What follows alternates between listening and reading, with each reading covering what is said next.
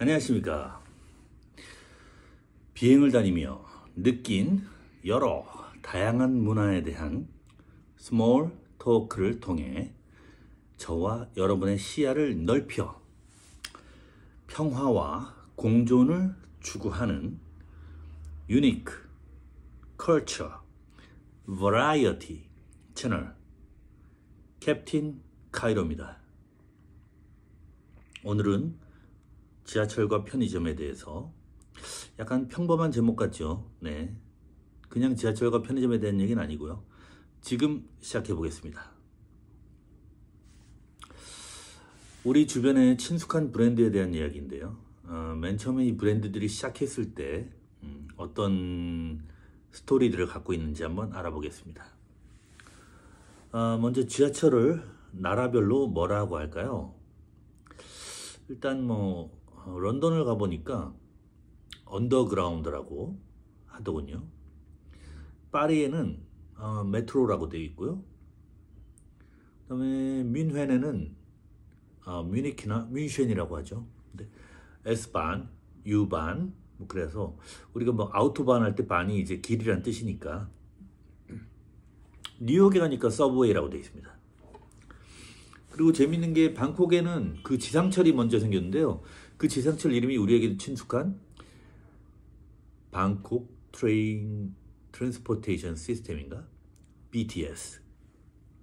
지금 그나마 최근에 생긴 지하철은 MRT, 메트로 레일웨이 트랜스포테이션이나 그런 약자겠죠. 중국은 지하철을 지철이라고 그래서 중국 발음으로는 띠티에 이렇게 합니다. 근데 이 지하철에 대한 얘기가 아니고요. 우리가 아는 그 샌드위치 가게에 대한 얘기입니다. 바로 이 가게가 지하철이랑 원래는 아무 상관이 없었습니다. 그런데 미국에서 뉴욕에서 처음 생긴 건 아니고요. 코네티켓주의 브리지포트라는 그런 시골 마을에서 시작을 했는데 그 당시에 약간 샌드위치 중에 빵이 큰 거를 한번 해서 하는 게 어떻겠냐라는 그런 아이디어를 받고 이 사람이 맨 처음에 창업을 할 때 잠수함을 닮았다고 그래서 피트 슈퍼 서브머린 샌드위치라고 만들었다가 장사가 잘 안 됐어요. 그래서 기억하기 쉽게 그거를 줄여가지고 우리의 샌드위치의 방식은 서브웨이, 서브머린 스타일, 서브웨이 이렇게 된 거죠.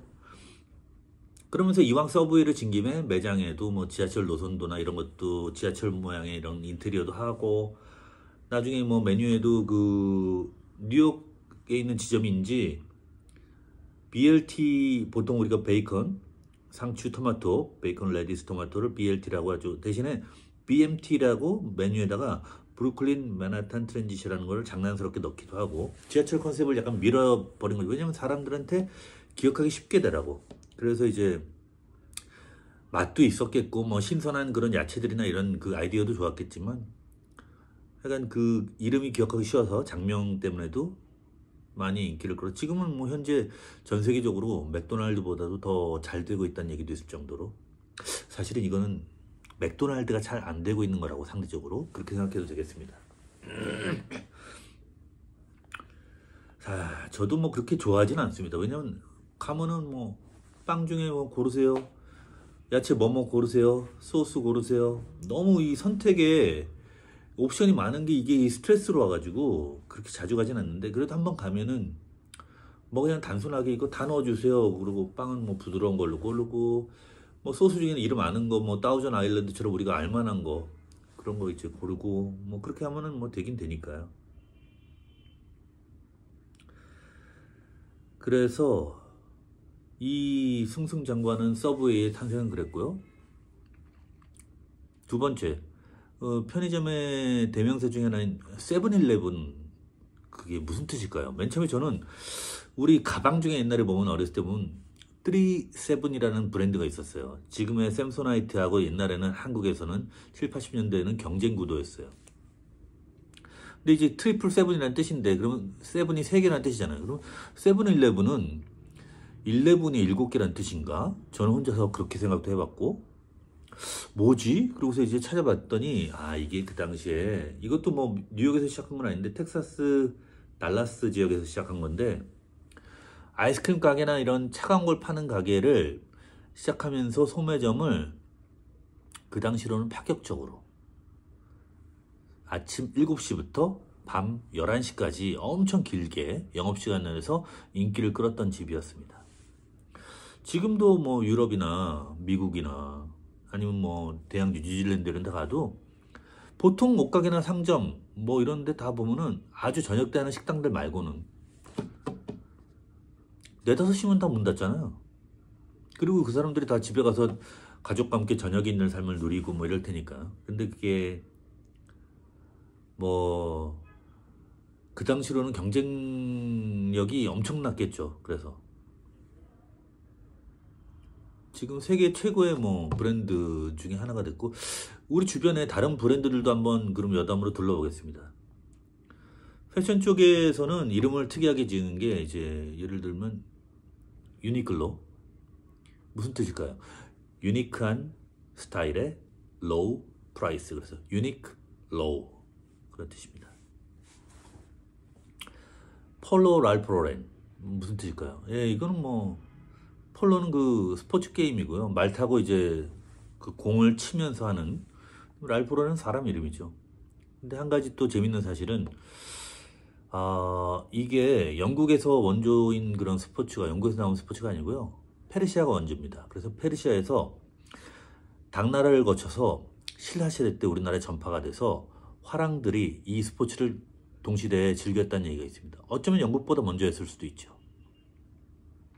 그래서 뭐 고려시대까지도 이어졌고, 격구라고 해서 우리나라의 옛 문헌에 나오고 있습니다. 그리고 자라라고 있죠. 자라. 스페인의 뭐 제일 부자죠, 이 회장님이. 이 자라가 자라뿐만이 아니라 회사 뭐 푸렌베어나 마시모 두티나 이런 건 다 같은 회사예요. 패션계의 대기업인데요. 우리는 자라라고 하지만 Z 발음을 스페인 어권에서는 번데기 발음 비슷하게 합니다. 그래서 사실은 우리가 현지에 가서 들어보면 사라? 거의 이런 식으로 들립니다. 참고하시고요. IT 쪽은 우리가 잘 아는 애플 있죠. 애플은 뭐 사과 모양이 그림이 있으니까. 근데 그것에 맥북, 뭐 그 다음에 이제 맥킨토시, 이게 어디서 나온 걸까요? 그래서 찾아봤더니 나는 사람 이름인 줄 알았어요. 근데 애플이 사과라는 뜻이죠. 맥킨토시가 사과 품종에서 나왔습니다. 주로 북미 지역에서 많이 자라는 사과 품종에서 나왔다고 하고요. 보통은 뭐 이 맥도 MC 뭐 이렇게 MAC 이렇게 해서 스펠링도 조금 변화를 줘서 검색할 때 되도록. 요즘에 그 예를 들면 신인 걸그룹 중에 르세라핌이라고 있죠. 찾아봐도 전혀 없는 단어입니다. 성경에서 나온 거랑 뭐 비슷한 그런 유래가 있는, 그 발음이 비슷한 건 있지만 검색하면 그게 겹쳐서 신인 때는 그게 안 되니까. 스포츠 쪽에서는 아디다스라고 있죠. 사람 이름인데요. 이 형제가 있습니다. 동생 이름입니다. 아돌프 다슬러. 근데 형 이름이 루돌프 다슬러. 다슬러 집안의 형제죠. 그래서 집에서 부를 때는 아디 다슬러, 형은 루디 다슬러. 나중에 형이 나가서 따로 차렸어요. 그래서 형은 차린 회사가 푸마, 동생은 아디 다스, 이렇게 줄여서. 자, 그 다음에 같은 경쟁사죠. 나이키는 여러분이 잘 아시다시피 그리스 신화에 나오는 승리의 여신 니케에서 나왔습니다. 지금 그리스 신화에 나온 신 중에 유명한 것들은 다 로마 신화의 대응신이 있죠. 로마에서 카피해 가면서 이름만 다르게. 빅토리아의 어원, 빅토리아입니다. 우리가 아는 네이버는 그 모자에다가 날개 달린 게 네이버에 나와 있죠. 그게 전령 상업의 신 에르메스의 날개 달린 모자 페타소스에서 유래한 겁니다. 그래서 날개 달린 모자니까 이메일을 빨리 보내고 정보에 신속한 그런 정확성, 신속성 이런 것들을 이제 노리고 맨 처음에 만들었겠죠. 근데 명품 에르메스가 있잖아요. 근데 그거는 저는 사실 같은 에르메스에서 나온 줄 알았어요. 그게 상업의 신도 있고 그러니까 자본주의적인 뭐 전혀 아니고 창업자 이름이 우연히 같은 티에리 에르메스입니다. 그리고 그 로고를 보면은 마차 그림이 있어요. 맨 처음에는 마차에 관련된 마구라든지 가죽 시트, 뭐 안장 이런 거라다가 나중에 여행 관련된 고급 제품을 만들다가 명품백 뭐 이런 걸로 옮겨 타고 패션으로 명품으로 간 거고요. 그 다음에 이게 LVMH라고 유럽의 거대 공룡 명품 그룹 있죠. LV, 루이비통, MH는 모에 샹동, 그 다음에 헤네시, 꼬냑. 근데 이 기업이 사실은 한 땀 한 땀 명품으로 잘 일궈온 기업들을 사냥하는 약간 그 자본 잠식하는 그런 약간 악덕, 어떻게 보면 그런 약간 사고 파는. 그래서 에르메스도 여기에 지분이 어느 정도 들어왔다가 그걸 방어해서 지금은 빠져나갔다고 합니다. 이 그룹에 있는 게 행복한 건 아닌 것 같아요. 근데 참고로 이 LVMH 그룹이 라인업이 엄청난데 잠깐 살펴보면은 루이비통이 있고요. 그 다음에 디올, 지방시, 겐조, 셀린, 그 다음에 펜디, 마크 제이콥스, 그 다음에 가방, 독일 가방 튼튼한 거 있죠. 리모와. 그 다음에 이 장신구 쪽으로 패션, 반지, 시계, 목걸이 이런 거는 불가리, 티파니, 태그 호이어. 그 다음에 와인 쪽에 샴페인, 돈페리뇽, 크루그, 베브클리코. 그 다음에 디저트 와인으로 굉장히 유명한 명품이 있어요. 스윗 와인, 디캠. 그 다음에 러시아 보드카 중에 제일 유명한 거 있죠. 러시아가 아니라 스웨덴이 앱솔루트고 여기도 스웨덴인가? 이건 벨베디어라고 있어요. 예. 그 다음에 이제 우리가 잘 많이 보는 화장품 편집샵 세포라라고 백화점마다 있죠. 그 다음에 이제 DFS라고 세계적인 면세점 체인. 그 다음에 프랑스에 가면은 가장 비싸고 잘 나가는 백화점 체인이 있어요. 봉마르쉐. 좋은 굿 마켓이라는 뜻이죠. 그 다음에 심지어 우리나라에 LVMH가 YG 엔터 지분도 갖고 있다는 얘기가 있습니다. 자, 아까 나이키에서 이제 알아봤던 그런 신화에 관련된 브랜드들을 잠깐 보겠습니다. 베르사체라고 있죠. 아름다운 강렬한 유혹을 뜻하는 메두사가 그림으로 있죠. 그 다음에 스타벅스는 지난번에 한번 다뤘는데 세이렌이라고 약간 어부들을 홀리어서 잡아먹는 인어 같은 약간 그 요정이라고도 할 수 있고 그런 캐릭터죠. 그 다음에 아까 나이키가 예전 같지 않다고 했는데 이런 기업들이 지금 힘들어하는 기업들이 똑같이 있습니다. IT 쪽에는 인텔이 그렇고요. 그 다음에 항공 쪽에는 보잉이 그렇습니다.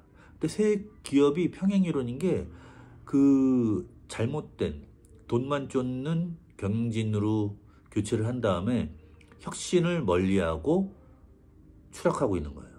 그래서 나이키 대신에 이 러닝화 쪽에 스위스 기업 온이라고 있습니다. 지금 나스닥에 상장을 해 있는데 혁신적인 기업으로 아주 쭉쭉 성장하고 있고요. 인텔 대신에 이제 AMD나 엔비디아나 TSMC나 이런 것들이 지금 잘 나가고 있죠. 항공 쪽에는 지금 보잉이 737 맥스 추락하고 팬데믹도 겹쳤지만 계속되는 그런 혁신을 거부하는 움직임 때문에 새로운 소형기랑 여러 가지 지금 개발을 했어야 되는데 돈 아낀다고 안 하고 있어요. 그래서 에어버스가 지금 훨씬 더 잘 나가고 있습니다. 실제로도 실적이 추월했다는 얘기도 많이 있고요. 이런 똑같은 궤적을 걷는 기업들은 참 안 됐지만 우리가 냉정하게 또 외면할 수밖에 없는 그런 상황인 것 같습니다. 여담이지만 우리나라에 또 세계적인 기업이 뭐가 있을까 생각해봤는데 뭐 삼성 말고 별로 그렇게 떠오르는 데가 없네요. 하지만 뭐 문화적으로는 그래도 K-팝이라든지 BTS, 블랙핑크, 뉴진스, 그 다음에 파라사이트의 봉준호 감독을 비롯해서 그 밖에 최동훈, 박찬욱, 그 다음에 이병헌, 감독 이병헌, 김현석, 장준환 이런 분들이 있고요. 그 다음에 세계 유수 미슐랭 셰프들이 와서 절에 와서 사찰 음식 배워가는 거 아시죠? 김치 담그는 배우. 백양사의 정관 스님이라고 여자 스님 계십니다. 비구니 스님. 그 다음에 게임계에는 페이커라고 있죠. 슈퍼스타죠. 그리고 제가 모르는 여러분이 또 알고 있는 어딘가에 또 많은 분들이 세계 인류를 향해서 달려가고 있을 거라고 믿습니다. 자, 오늘은 가볍게 우리 주변의 브랜드에 대해서 알아봤고요. 이렇게 우리의 상식을 넓혔으니 가까운 가족, 친구로부터 멀리 있는 땅끝까지 세계를 좀 더 이해하게 되는 저와 여러분이 되시길 바랍니다. 이상 캡틴 카이로스입니다. 감사합니다.